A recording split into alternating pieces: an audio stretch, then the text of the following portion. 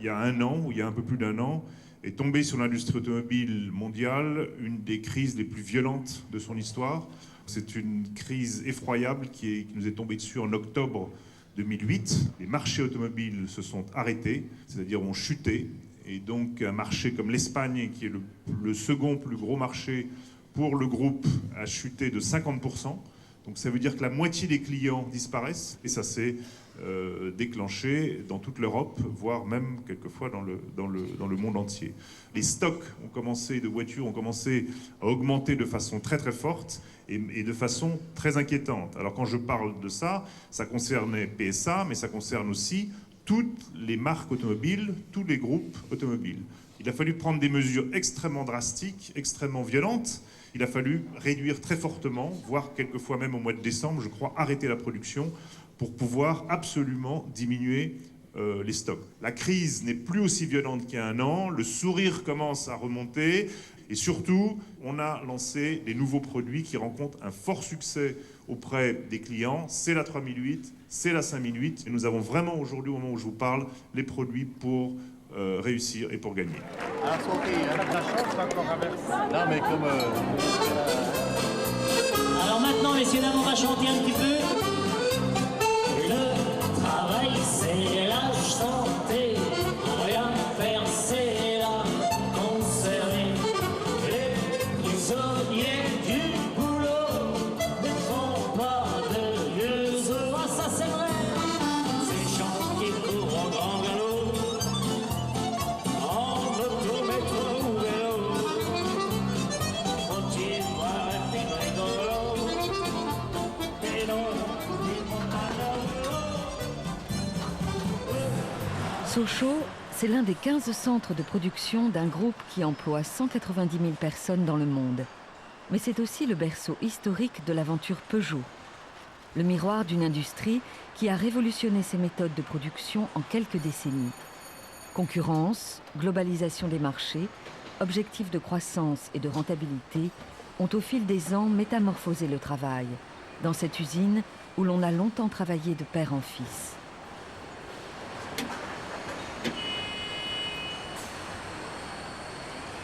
Mon père était technicien, mais il travaillait chez Peugeot. Le frère de mon père était chez Peugeot, lui il a fini chef d'atelier. Mes deux grandes sœurs, avant de se marier, ont travaillé chez Peugeot. Mon frère Gérard travaillait encore chez Peugeot. Ma petite sœur a travaillé chez Peugeot avant de se marier. J'ai juste un frère qui n'a jamais travaillé chez Peugeot. Quand je suis sorti de l'école Peugeot, le premier poste, j'avais 17 ans et demi, j'ai été en ligne de montage en carrosserie, ça s'appelait carrosserie dans ce temps-là. Et j'ai monté les sièges de 504, les panneaux de porte avant-arrière de 404, plus les sièges des familiales 404. Je suis rentré au poste des consoles pavillons, hein, à l'époque 405. Hein. Donc on fabriquait 405, à l'époque on fabriquait 205 et à l'époque 505. Moi j'ai commencé en préparation, chauffage 504. À l'usine, c'est le modèle qui marque le temps, plus que les années. C'est lui aussi qui rappelle que défis et stratégies ont eu leur prix dans les ateliers. Tout commence alors que la 203, 403 et 404 sortent des chaînes de Sochaux. Posséder une voiture est alors le rêve de tout Français. On se met à produire en quantité. La concurrence fait alors son entrée sur les marchés. Depuis les années 60, l'industrie automobile française a multiplié par 5 sa production. Aujourd'hui, dans le monde, 65 millions de voitures sortent chaque année des usines. Sochaux en produit 1600 par jour et jusqu'ici, on n'y fait que des Peugeot. L'usine ne se couche plus depuis longtemps. 3 équipes se relaient jour et nuit dans les ateliers.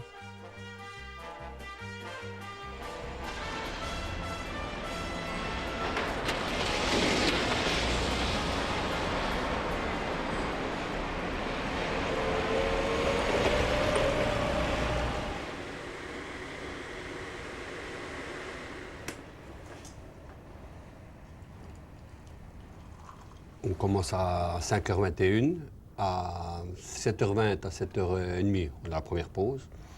9h20 à 9h30, on a la deuxième pause. Et puis à 11h, on a la pause casse-croûte d'une demi-heure. C'est pas trop dur de se lever tôt le matin pour venir? Se lever tôt le matin, c'est ça qui est le plus dur. C'est ça qui est... Puis en plus c'est cet enchaînement, une semaine du matin, une semaine de l'après-midi, qui fait que tu n'as pas le temps de t'habituer. Tu t'habitues à te lever le matin, tac, t'as déjà fini, tu te lèves plus le matin, mais tu travailles tard le soir. Un gars qui travaille toujours du matin, autour de l'après-midi, autour de nuit, il a une vie beaucoup plus régulière. Tu comprends?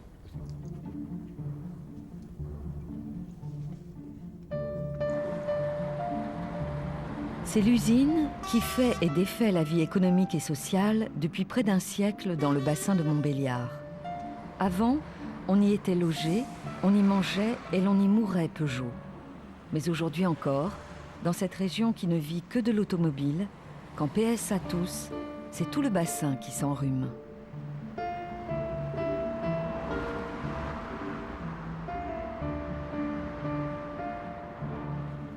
Il y a un an, effectivement, on chômait. L'avenir était très incertain, on ne savait pas où on allait, on ne savait pas ce qu'on allait devenir. On a quand même chômé, enfin pour ma part, puis comme beaucoup d'autres. On s'est arrêté le 5 décembre et on n'a repris que le 5 janvier. On s'est dit, est-ce que ça ne va pas fermer? Est-ce que... On ne sait pas. Je veux dire, aujourd'hui, personne n'est à l'abri, même pas nous. Il ne faut pas croire qu'on soit à l'abri de se dire que demain, ils ne fermeront pas, puis ils n'iront pas ailleurs. Ça, personne ne peut le jurer. Personne ne peut le dire. Décembre 2008, la production est totalement arrêtée. Frappée de plein fouet par la crise, l'industrie automobile mondiale s'effondre. À Sochaux, 800 contrats d'intérim et CDD sont supprimés, ainsi que l'équipe de nuit.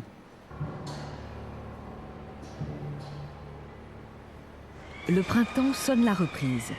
Dopé par la prime à la casse et le bonus écologique, le marché européen se redresse. PSA, qui a néanmoins perdu plus d'1 milliard d'euros dans la bataille, n'a qu'un objectif, retrouver croissance et rentabilité. Sa méthode, celle inventée par Toyota, et qui a permis aux concurrents japonais d'accroître sa croissance comme aucun autre constructeur en 30 ans. Je crois qu'on peut dire qu'une révolution est en cours dans nos usines. Elle se nomme Convergence, c'est le nom du programme d'action qui est un plan global pour tendre vers le zéro défaut, le lean manufacturing, en franglais, c'est-à-dire l'art de la fabrication sans gaspillage, au juste nécessaire, qui permet une baisse radicale des prix de revient et une amélioration sensible, rapide de la rotation du capital. Aujourd'hui, on fait tout pour que le salarié sur la ligne de montage soit un robot, ne se déplace plus, ait toutes les pièces à proximité pour travailler. Lean, c'est un mot anglais qui veut dire maigre. Donc la production maigre, c'est la production avec peu d'effectifs, peu de moyens et peu d'espace. Donc je me retrouve dans une situation où mon poste de travail est de plus en plus comprimé avec de moins en moins de marge de manœuvre. Si je suis obligé d'appeler à l'aide parce qu'il y a une opération qui ne s'est pas bien passée, le moniteur, c'est comme ça qu'on appelle la personne qui doit venir m'aider, n'a même pas la place de travailler avec moi pour rendre cette aide. Suite au lean manufacturing, on a vu les salariés travailler quasiment l'un sur l'autre. Donc effectivement, ils ont réduit les pas de travail, apporté toutes les opérations le plus proche des salariés pour avoir une rentabilité plus importante du salarié. Plus on apporte de pièces bord de ligne, plus l'opérateur en monte.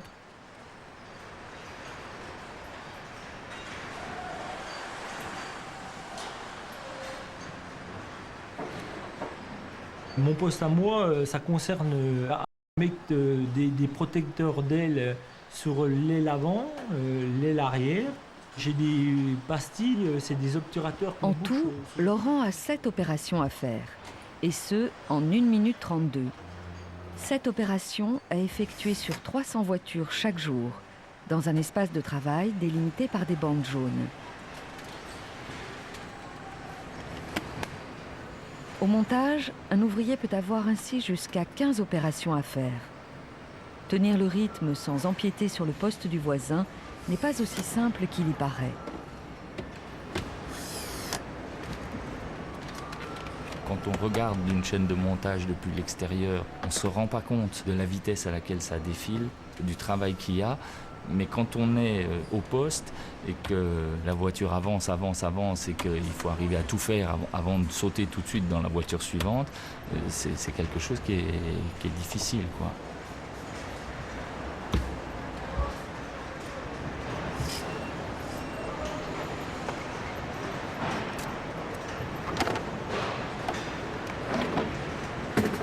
C'est ça qui est l'enjeu de la transformation qui s'est passée entre 70 et 2000. C'est à peu près ça, c'est rogner sur ces petits temps de déplacement qu'avaient les gars, en disant le gars est payé pour travailler 8 heures, il doit travailler 8 heures. Il n'est pas là pour aller chercher des outils pendant 2 heures, ou chercher les boulons pendant 2 heures, etc. Donc ils ont rogné sur cet aspect-là. On aurait pu en faire quelque chose si le temps économisé avait été redonné aux salariés. Je ne tiens pas forcément à faire un marathon à mon poste de travail non plus. Mais ce qu'il y a, c'est que ce temps-là qui m'a été pris dans les mouvements, on me l'a réimposé dans des gestes de montage. Si une partie de ce temps-là était redistribuée aux salariés sous forme de coefficient de repos, sous forme, de moments où je peux souffler, il y a un certain nombre d'améliorations qui auraient pu être apportées. Le problème, c'est que ça ne s'est pas fait de cette façon-là et que tout le temps qui a été gagné d'un côté m'a été repris en me redonnant des opérations supplémentaires. La méthode Lean est essentiellement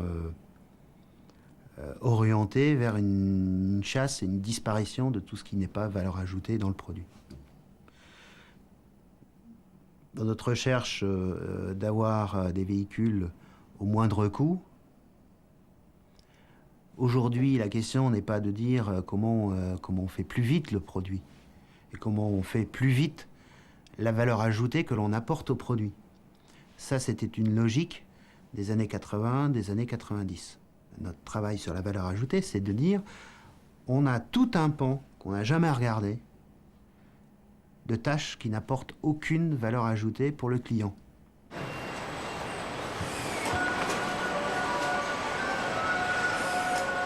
Le déplacement est aujourd'hui considéré comme une non-valeur ajoutée, un temps mort qu'il faut limiter, voire supprimer pour rentabiliser la production.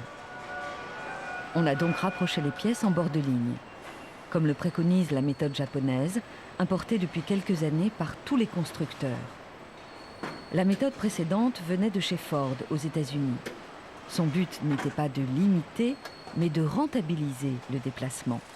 Exemple, un ouvrier fait 2 voyages de son poste de travail à une voiture, l'un avec la roue qu'il doit monter, l'autre pour apporter ses outils. Peut-on rendre plus efficaces ces déplacements ? Technique Ford, racontée par les cinéastes ouvriers de Sochaux. L'ouvrier prend cette fois-ci la roue, les goujons et la clé. Va à la voiture, il monte sa roue et revient à son poste de travail. Nous avons donc gagné 2 opérations. Qui dit gain d'opération dit gain de temps. Votre tâche est d'occuper ce temps-là. Nous allons donc prévoir sur notre répartition. L'ouvrier va, cette fois-ci, amener un pare-choc et un essuie-glace. Il vient à la voiture, il monte le pare-choc et l'essuie-glace, l'opération terminée, il revient à son poste de travail. On a 4 déplacements, comme dans le premier cas. Le mois suivant, on peut envisager de lui faire amener la roue, les goujons, la clé, le pare-choc et l'essuie-glace. Monsieur Martin. Ah, salut. Comment va Martin? Salut Christian, ça fait une paye qu'on s'est vu. Depuis les années 30, chronométreurs et ergonomes observent le travail produit à la minute par un ouvrier pour améliorer les performances. En 1976, quand j'étais embauché, on travaillait sur des machines.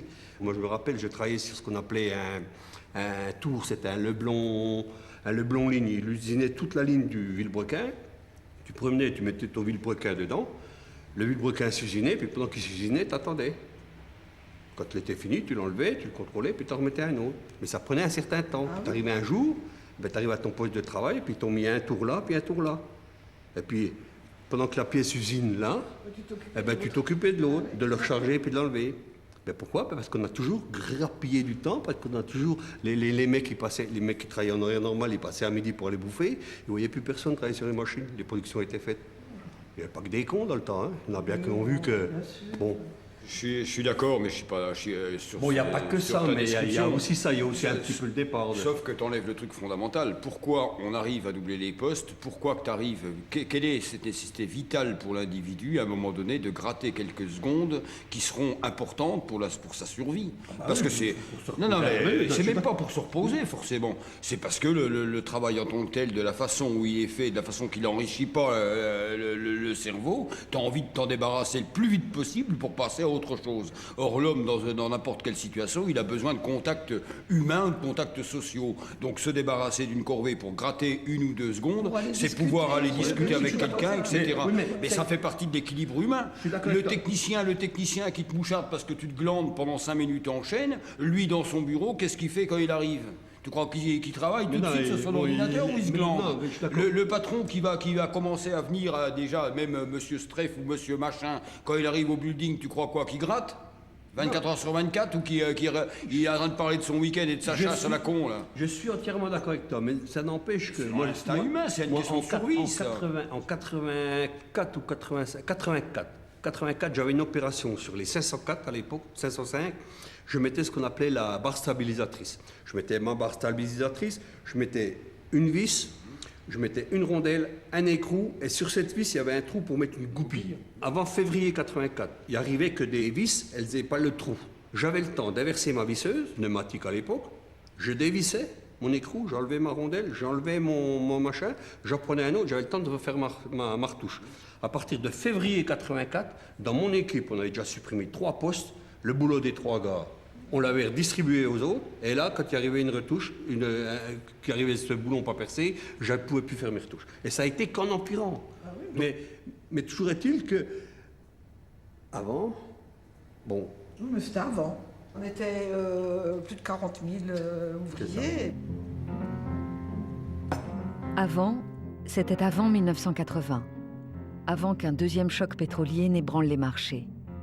Endetté par les reprises successives de Citroën et de Chrysler, PSA est au bord de la faillite. Inflation, baisse du pouvoir d'achat, incitent à consommer moins cher. Or, moins cher, c'est japonais. Toyota, qui a déjà réduit ses coûts salariaux, rafle la place de premier constructeur mondial. Pour redresser PSA et accroître sa compétitivité, le nouveau président Jacques Calvet instaure aussitôt une politique de rigueur. Objectif : réduire les effectifs et augmenter la productivité de 12% par an. Restructuration, plans sociaux et départs en pré-retraite marquent ces années dans l'industrie automobile mondiale. En 10 ans, le secteur supprime 100 000 postes. À Sochaux, c'est l'arrivée de la 205 sur les chaînes qui consacre la rupture définitive avec une façon de produire dans les ateliers. L'arrivée de la 205 à Sochaux, ça a été une voiture qui a fonctionné, qui a marché incroyable. Donc c'est vrai que là, on a commencé à produire. À cette époque-là, la 205 a sauvé Sochaux, a sauvé le groupe, a sauvé Peugeot. C'est la première bagnole qui a été faite, qui était simple à monter, facile d'accès, très différente des autres. Tout clippé, puis vissé. Ça, c'est les premières bagnoles. Avec une conception quand même avec beaucoup de matière plastique à l'intérieur, beaucoup de nouveaux produits.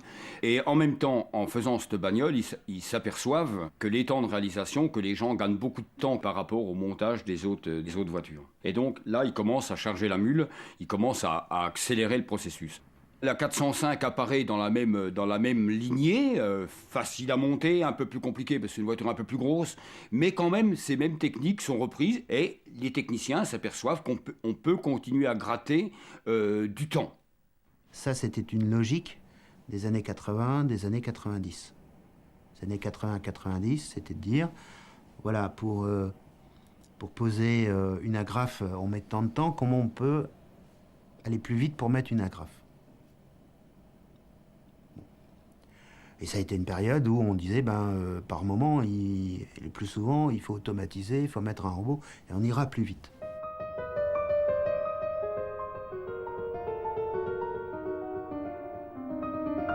Pour aller plus vite, l'industrie automobile automatise et robotise comme aucune autre à l'époque. En 10 ans, près de 2000 robots arrivent à Sochaux. Ils allègent les tâches les plus pénibles, mais servent aussi des objectifs de réduction d'effectifs. Une étude vient de révéler qu'il faut 8000 ouvriers en France pour produire 1200 voitures, contre 4000 au Japon. En 8 ans, Sochaux va perdre plus de 11 000 salariés.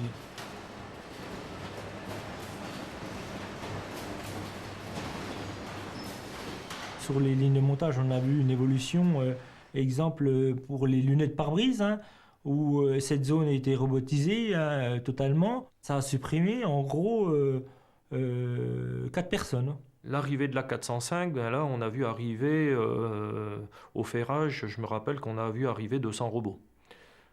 D'un seul coup, ça remet en question complètement le système, le process de production. Dans ce temps-là, on se faisait bassiner tous les jours en réunion par on va être bouffé par les Japonais. Bon. Et on a été au Japon apprendre toutes les méthodes Kaizen, toutes les méthodes qu'on a en France aujourd'hui viennent du Japon et on les a appliquées en France. J'ai l'intention de doubler notre budget de recherche au cours des 4 ans qui viennent. Et vous savez que c'est la recherche, que c'est la préparation de nouvelles études, de nouvelles techniques, de nouveaux procédés qui peuvent nous permettre de nous développer. Nous allons tous ensemble, et ça va être très difficile, essayer de réduire d'1 an les délais de lancement de nos nouveaux modèles, comme ont réussi à le faire les Japonais. Ça donne plus de mobilité, plus de capacité de répondre aux modes et aux aspirations des marchés. Les méthodes du Fordisme ont vécu. L'usine, comme toute l'industrie automobile, a désormais un nouveau maître, le toyotisme. Toyota vient de s'installer en France après avoir pris 10% des parts de marché en Allemagne et au Royaume-Uni. À Sochaux, où 9 milliards de francs ont été investis pour moderniser l'usine, tout bascule lors du passage dans les nouveaux ateliers. La concurrence qui sévit sur les marchés fait alors irruption sur les chaînes. Les salaires sont individualisés. Les ouvriers doivent être polyvalents, coopératifs et adhérer à une charte les engageant à honorer le groupe dans et hors les murs de l'usine. Un système de primes les incite à s'impliquer dans l'amélioration des performances et de la qualité. À l'époque, il disait atelier modèle. Donc, il croyait que le personnel qui mettrait dans cet atelier serait modèle aussi. On était tous habillés en vert, à l'époque, tous habillés en vert. On nous citait l'atelier comme un atelier productif, moderne, avec l'espace, la clarté, la climatisation qu'il n'y a jamais eu. Et puis les bâtiments propres, effectivement, c'était des bâtiments propres à l'époque. Ça a été l'occasion pour la direction d'expérimenter en grand ces nouvelles méthodes de production. Donc ça a été un premier moment. Le deuxième moment, c'est au moment où la direction a décidé que la production ne se ferait plus sur 4 chaînes de montage, mais seulement sur 2. Ce qui fait que pour fabriquer le même nombre de voitures, les voitures sont passées 2 fois plus vite. Avant, on avait 2 minutes de travail sur une voiture. Maintenant, il y a 1 minute. Mais voilà. Et donc, on répète les mêmes gestes 2 fois plus souvent. Et donc, les salariés se retrouvent avec ce qu'on appelle les troubles musculo-squelettiques. Donc, c'est soit aux mains, c'est le canal carpien, le syndrome du canal carpien, soit aux coudes, c'est les épicondylites, soit aux épaules, c'est la coiffe des rotateurs. Et on a beaucoup de gens usés prématurément. Il faut associer à cette minute le cadencement. Le cadencement, c'est je dois faire un break, une berline, un coupé, un break, une berline, un coupé, par exemple. Et le cadencement, lui, il met 3 coupés de suite. Ça veut dire que quand vous avez ce qu'on appelle en ligne de montage des voitures chères, c'est pas qu'elles valent plus cher que les autres, c'est qu'il y a plus de temps de travail dessus. Si on les empile l'une derrière l'autre, le salarié coule. Ce qui veut dire que c'est du stress en permanence, ce qui veut dire que c'est toujours la question Est-ce que j'ai bien monté sur la voiture d'avant? On ne peut plus contrôler, on ne peut plus le faire puisqu'elle est déjà partie. Est-ce que j'ai tout bien serré sur la voiture avant? On ne peut plus contrôler, c'est parti. Est-ce que j'ai vais avoir le temps de faire l'autre qui arrive là-bas? C'est un gros modèle. C'est des questions et des remises en cause constantes.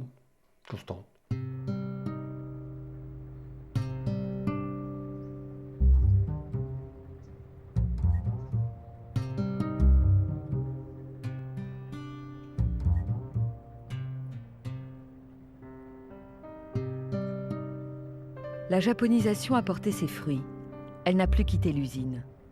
30e entreprise cotée en bourse en 1980, PSA a pris la 3e place 8 ans plus tard. Mais vu des ateliers, le toyotisme, c'est avant tout une déshumanisation des conditions de travail.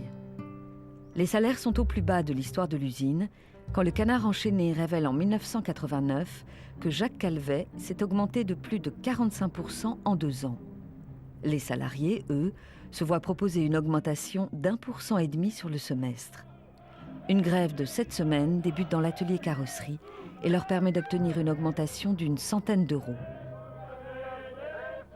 89 n'est pas marqué pour avoir particulièrement, de choses en plus par rapport aux conditions de travail. C'est pas marqué comme ça. C'est surtout marqué par, d'ailleurs le slogan, il y avait un mot qui revenait beaucoup, dignité. Et dans le mot dignité, il y avait conditions de travail. Ils ont planifié les postes pour que chacun soit à peu près au taquet. Et là, il n'y a plus d'échappatoire possible. C'est ça qui a profondément changé.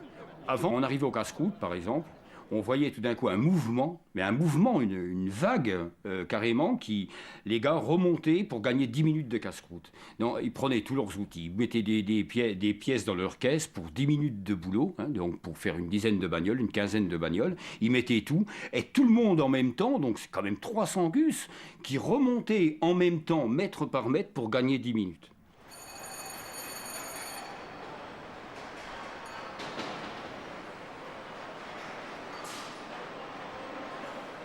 On travaillait dur, mais c'était quand même plus familial qu'aujourd'hui. Tout le monde s'entraidait sur les lignes de montage. Tous les copains qui étaient là, on s'entraidait pour monter les voitures. Aujourd'hui, on ne vous dit rien, on vous met des rapports, on vous met des avertissements. Que dans ce temps-là, c'était des relations entre hommes, qu'on n'a pas forcément aujourd'hui.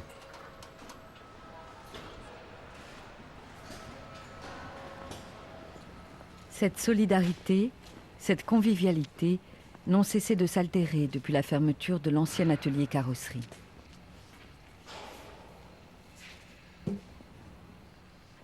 Ça, c'est ce qui était affiché 3-4 fois sur la ligne en hauteur. Et les salariés, quand ça s'allumait, ça leur indiquait qu'ils pouvaient s'en aller. Donc, dans ce temps-là, on avait une production à faire. Donc, mettons, si vous aviez 385 voitures à faire, quand le chiffre était atteint, le contremaître de bout de ligne allumait ces panneaux qui indiquaient aux salariés que la production était finie et qu'ils pouvaient s'en aller chez eux. Aujourd'hui, c'est plus possible. On travaille normalement jusqu'à l'heure. Pour finir avant l'heure, il faudrait que la ligne travaille plus vite. Et aujourd'hui, il n'y a pas besoin de faire travailler les lignes plus vite, elles montent déjà assez vite. Il n'y a pas besoin d'augmenter le temps de ligne. Il y a une période où on a tout changé, les appellations, on a tout changé le langage. On n'était plus des OS, on était des opérateurs, on n'était plus des ouvriers, on était des compagnons.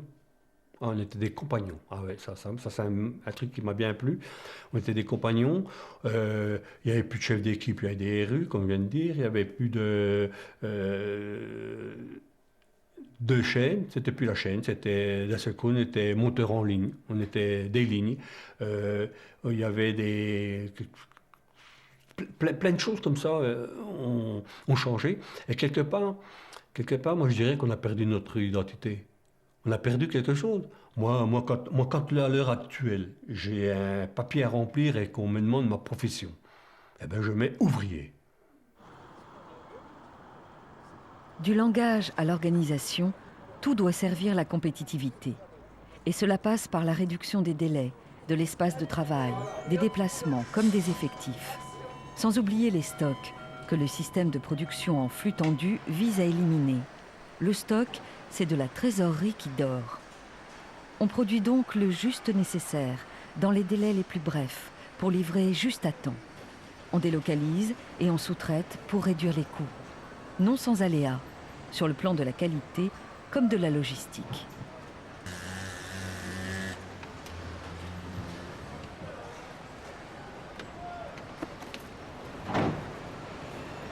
Le flux tendu, c'est-à-dire qu'on doit monter tant de pièces en 1 heure sur un véhicule. Donc une fois que ces pièces sont là, tout de suite elles sont rapprovisionnées derrière. Le jour où les camions sont bloqués qui approvisionnent les lignes de montage, on est dans l'incapacité de produire le lendemain ou le surlendemain. On a de moins en moins de stock, ce qui fait que de plus en plus, on se retrouve avec des pièces qui sont en limite de rupture de stock. Donc notre mission, c'est quand même de réagir par rapport à tout ça et de tout faire pour éviter la rupture de stock.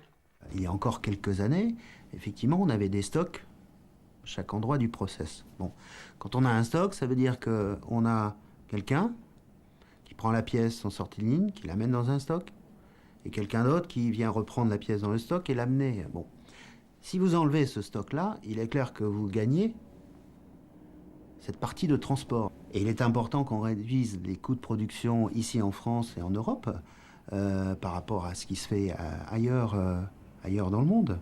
Il n'y a pas que Peugeot, tous les grands groupes industriels maintenant ont cette fameuse gestion de personnel, à savoir, on n'ajuste plus en diminuant le volume de production, en ralentissant un peu les chaînes, etc. On ajuste avec le volet intérim. Notre règle, c'est de faire toujours davantage de voitures avec moins de personnel.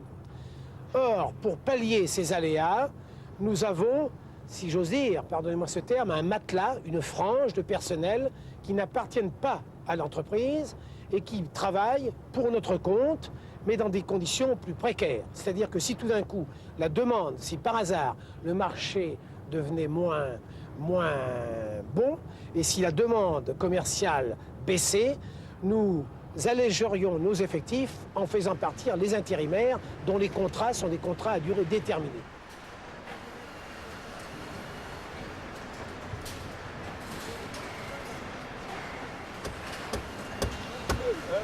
Depuis 1979, la baisse de l'emploi en CDI, elle est continue.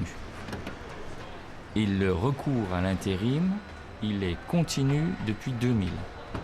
La direction dit ouvertement, on se garde un matelas, c'est le terme qu'ils emploient, un matelas d'intérimaires équivalent à 1 ou 2 équipes de travail. Une équipe, ça veut dire combien de personnes à peu près? Alors une équipe, c'est entre 800 et 1000 personnes. Le but du jeu, c'est ça, c'est de rentrer en intérim et de trouver l'embauche derrière. Donc, intérimaire, on accepte tout. On fait tous les travails, on fait les heures sup, on connaît la règle du jeu. De toute façon, on est d'accord d'être intérim, on connaît la règle du jeu.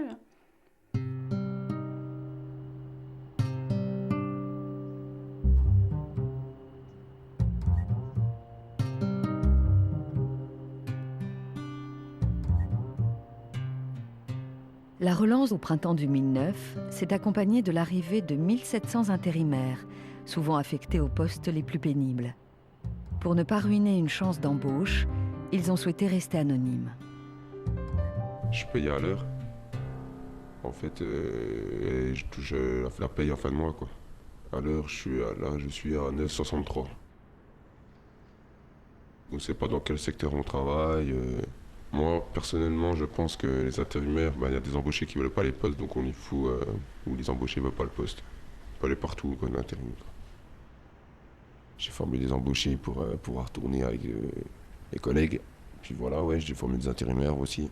Le collègue, il avait quand même, on va dire, en parlant vulgairement, les boules de voir de former son remplaçant, sachant qu'il va pas lui piquer son travail, mais lui, dans sa tête, il sait que c'est pas la faute du gars, parce que lui, il vient juste pour du travail, mais en sorte quand même, il lui pique quand même un petit peu son travail. On se rend compte quand même qu'on est juste de la viande, quoi. T'es foutu, allez au pot de jet, on cherche pas à comprendre, quoi.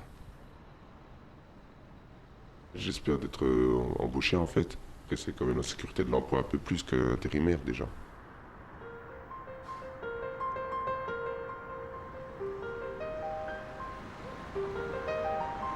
Quand on a dit une équipe de nuit va se faire, j'étais contente.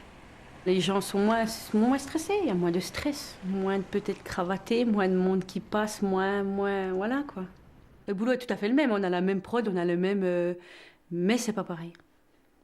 Peut-être qu'ils sont plus cool, la hiérarchie est peut-être moins aussi stressée.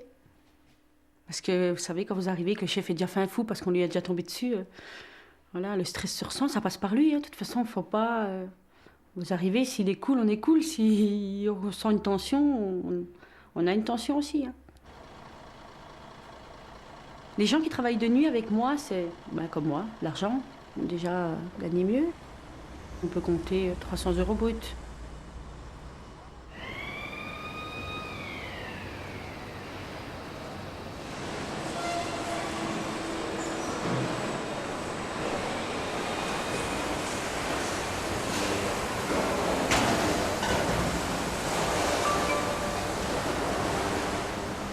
J'étais embauchée au moment de la 307. Je retouchais les capoilus en aluminium. À la fin de la journée, quand on en sortait plus de 400-500, c'était difficile. Aujourd'hui, je suis en fabrication. J'ai fait mon poste adapté à mon bras. Tout était trop haut, donc j'ai tout ramené plus bas et disposé de façon à ce que je souffre le moins possible. Je vois pas ce qu'il y a d'attrayant à donner à manger à un robot. Je veux dire, voilà, la même chose, 8 heures de temps, 7 heures de temps. Non, inintéressant. C'est inintéressant. Faut le faire, je le fais, mais je le fais bien parce qu'il faut le faire bien quand même.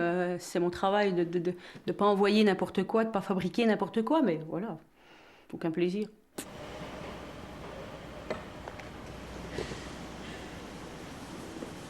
Voilà, 35 ans d'ancienneté pour coller des étiquettes. Tu vois, c'est vrai que c'est moins fatigant qu'être toujours en marche arrière avec les Fenwick, mais bon. En 76, quand j'étais embauché dans cet atelier-là, Mécanique Nord. Mais alors à l'époque, on était 5000, quoi. Là, ça fait 1 mois et demi que je suis là, depuis le 5 octobre. Et avant, donc j'étais en montage voiture, cariste. Les postes, comme ils les ont aménagés, on était toujours en marche arrière pour aller chercher les pièces, c'était pas trop le pied, quoi. Donc ils ont viré les vieux, puis ils ont mis des petits jeunes à la place.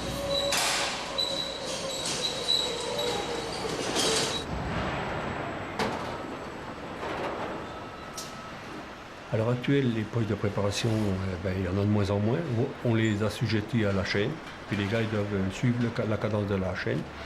Et puis à l'heure actuelle, on n'a aucun scrupule à prendre un gars qui n'a jamais travaillé en chaîne et puis qui a plus de 52 ans, le mettre en chaîne.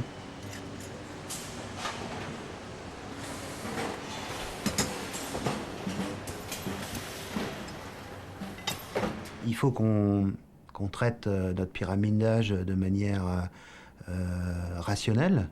Hein. Aujourd'hui, elle est affreuse, hein, puisqu'on a 2 paliers, un palier très haut au-delà de 50 ans, un palier beaucoup plus bas en dessous de 50 ans. C'est très difficile à gérer. Il faut un minimum d'embauche, c'est clair, pour avoir une pyramide d'âge gérable. Il n'en demeure pas moins que, en dehors de cette nécessité d'embaucher, il y a aussi, dans notre gestion en France, la nécessité d'avoir une certaine flexibilité par rapport à nos variations de volume.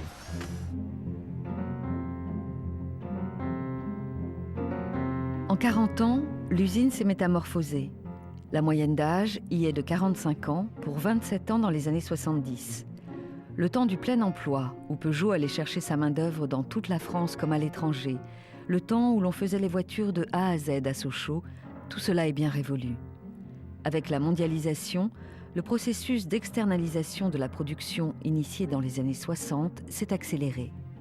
En 2003, la fonderie et l'atelier garniture ont fermé.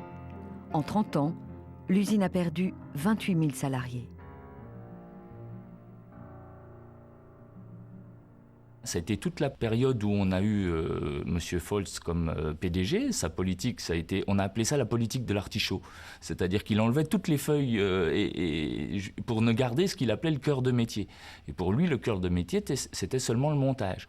Et puis un beau jour, on a dit les moteurs, ils ne seront plus faits à Sochaux, ils vont être faits à Trémery dans le Nord. On a mis monter une usine là-bas pour faire les moteurs, on recevait les moteurs tout faits. Donc ça a été plein de plein de gens, plein de, comment je veux dire, plein de professionnels, plein de personnes qui ont perdu leur boulot, enfin perdu leur boulot. On les a mis sur d'autres postes.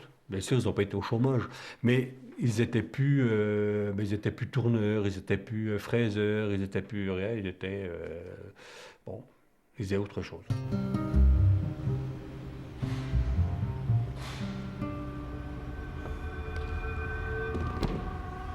Tu avais un poste d'habillage ici, par exemple. Le moteur arrivait là. C'était toutes des histoires d'aiguillage, de machin. Il était aiguillé là, il arrivait là, puis le gars, à partir de là, eh ben, il travaillait et il habillait son moteur. Il avait sa boulonnerie, il avait ses pièces à côté. Certaines pièces arrivaient sur la balancelle parce qu'il y avait un autre qui avait préparé, qui les avait mis dessus, et il montait son moteur. C'est un métier de plus qui a disparu. Les gars, ils sont monteurs en ligne, ils montent son alternateur, ils montent son compresseur, ils montent sa patte moteur, ils montent... c'est tout. Sochaux a été la première usine française conçue autour des étapes de fabrication.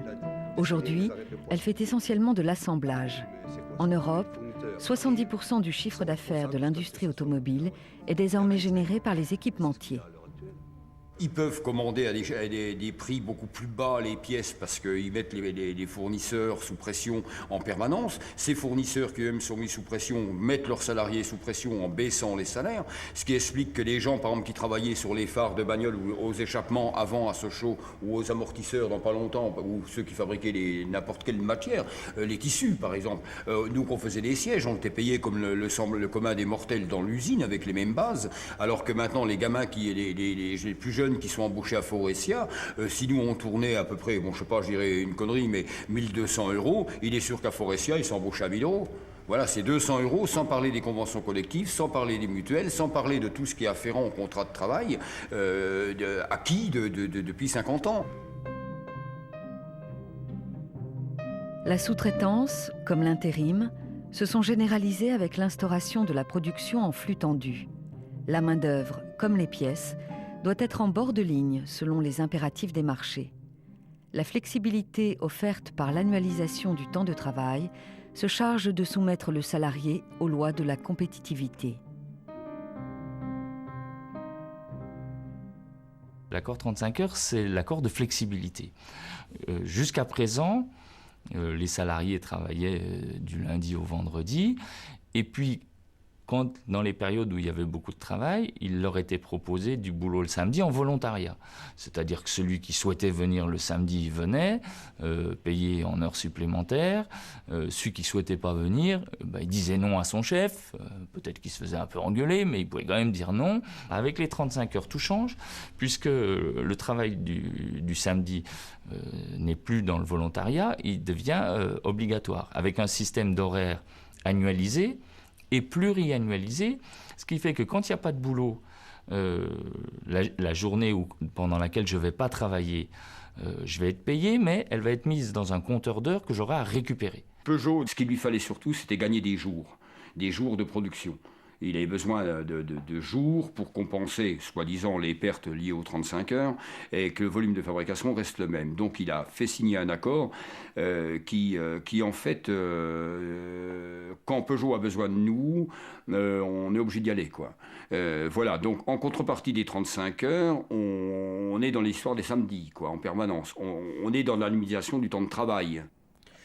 Aujourd'hui, on est effectivement dans une situation extrême. La crise, inutile de revenir sur tout ce qui a été écrit dans la crise, elle est complètement tout à fait exceptionnelle. Et c'est vrai qu'on applique dans les limites de l'exercice cet accord de flexibilité. Le délai de rattrapage de ces séances est limité à 2 ans. Donc il est clair que 2 ans après, le crédit est annulé. Avec la relance de la production, 2009 a compté son lot de jours chômés à récupérer. Pendant les jours de chômage, on a quasiment notre salaire, effectivement. Mais après, il faut rattraper ces jours de chômage. Et là, c'est là qu'on oublie qu'on a été payé, finalement. On est humain, donc on oublie qu'on n'a pas perdu beaucoup d'argent. Et on voit qu'une chose, c'est qu'on va travailler les samedis pour rien, en fait. Et on ne va pas me payer ce samedi-là en me disant c'est la récupération du chômage. Sauf que ça veut dire que c'est moi-même, par un travail ultérieur du samedi, qui me paye mon propre chômage. Pour la vie familiale, effectivement, c'est quand même un souci. Depuis l'évolution de 3008 et 5008, sur le système 2, on a travaillé quand même quasiment 2 samedis par mois.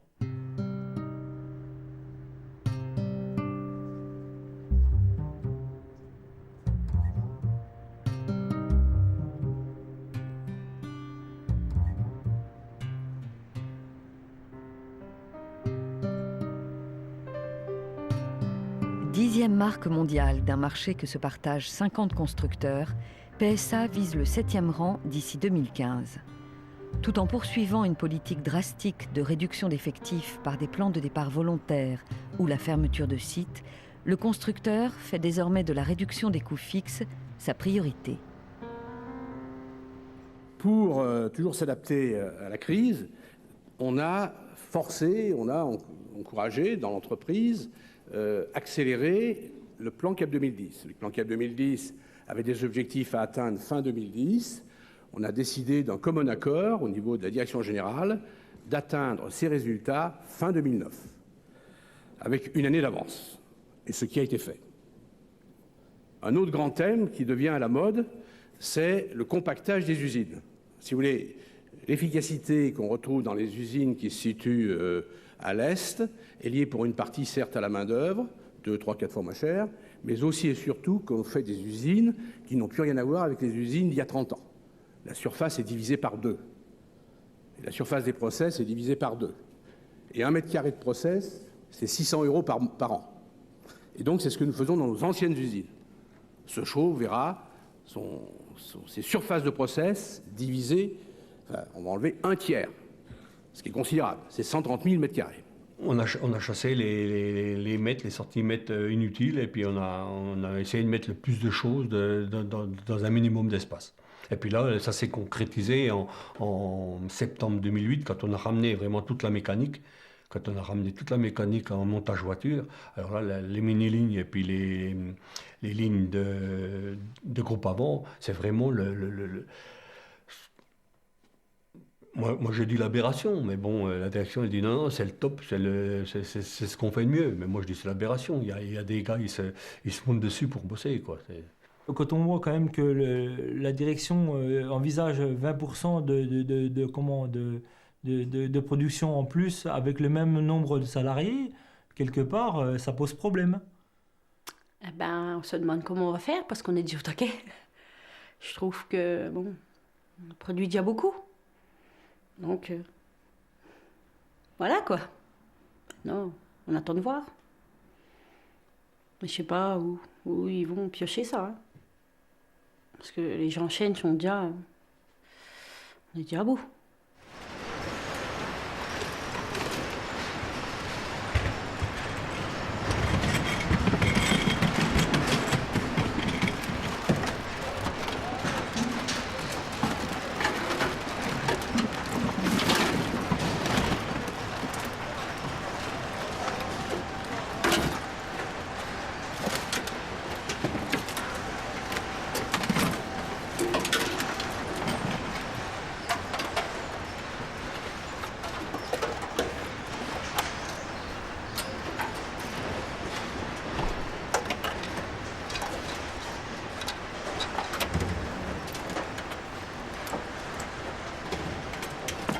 Ce qui est perceptible au quotidien dans les ateliers, c'est que pour augmenter les productivités en chaîne, si tu veux, c'est pas... la vitesse de chaîne n'augmente pas. Elle n'augmente pas, c'est constant. Ce qui va changer sur une chaîne, c'est le nombre de gens qui vont fabriquer la voiture sur la chaîne. Donc la productivité, tu l'as subie en contre-coup. Ce serait une chaîne qui accélérerait. Tu gueulerais, tu irais plus vite. Mais là, c'est pas comme ça que ça se passe. C'est pratiquement indolore au début. Tu auras un petit coup de travail, s'il te plaît. Il y a un mec qui est pas là, ou un poste qui est supprimé. Son boulot est réparti sur les 60 ou 70 qui restent. Puis il y en a un deuxième, puis il y en a un troisième, puis il y en a un quatrième, un cinquième, 10, 15, 20. Et c'est réparti sur l'ensemble. Qui prennent l'habitude de faire le travail en étant plus chargés.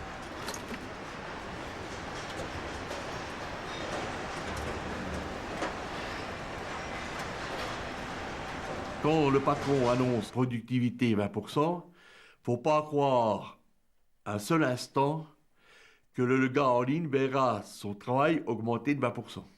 On va travailler peut-être un peu plus sur l'île de montage, mais c'est pas 20% de plus sur l'île de montage. C'est 20% de l'entreprise.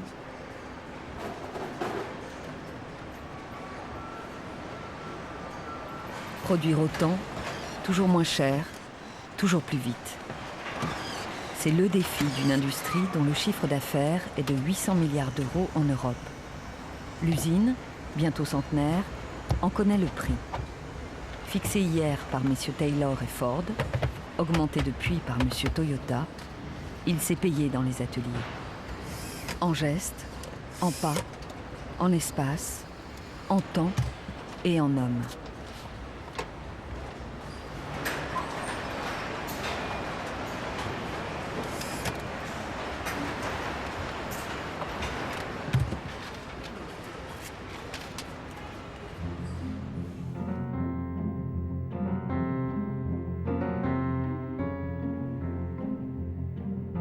L'usine, c'est maintenant, je dirais, c'est comme une histoire d'amour. Il y a beaucoup de haine et beaucoup de tendresse aussi.